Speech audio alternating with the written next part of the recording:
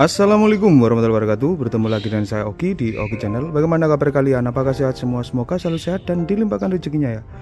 Oke guys, untuk pakcoy putih kita sudah berumur sekitar 35 hari. Ini sudah siap dipanen guys. Kita menanam di dinding pagar rumah menggunakan media botol bekas ya. Ini botol aqua 1 liter guys, yang kita potong, kita ambil setengah dan kita lubangi bagian bawah guys.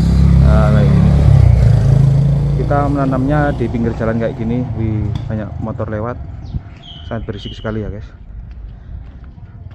Untuk media tanamnya kita menggunakan tanah biasa yang diayak tanpa campuran apa-apa. Jadi itu saja, kita mencari media yang paling gampang. Jadi tanah itu diayak guys supaya halus dan gembur ya. Nanti untuk kendala penanaman ini, kalau untuk ulat itu aman karena ini musim panas. Dan kewajibannya kalau untuk menanam seperti ini kita harus cari tempat yang menghadap ke timur ya. Kalau semisal dindingnya menghadap ke barat itu tidak bisa ya guys. Kalau menghadap ke timur itu bisa ya.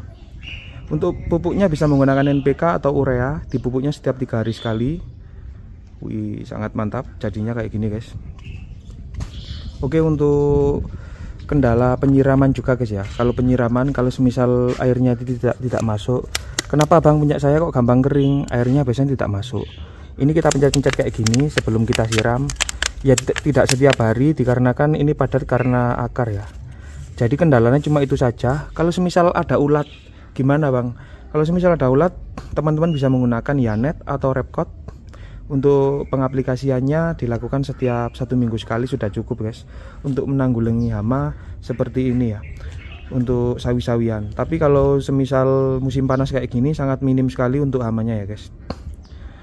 Oke teman-teman, jika masih ada yang ditanyakan bisa tanya di kolom komentar atau DM ke Instagram saya di Oki Febrian ya, atau bisa berkunjung juga ke Facebook saya Oki Channel. Untuk TikTok juga ada Oki Channel juga. Oke, supaya kita bisa bertemu di situ ya guys.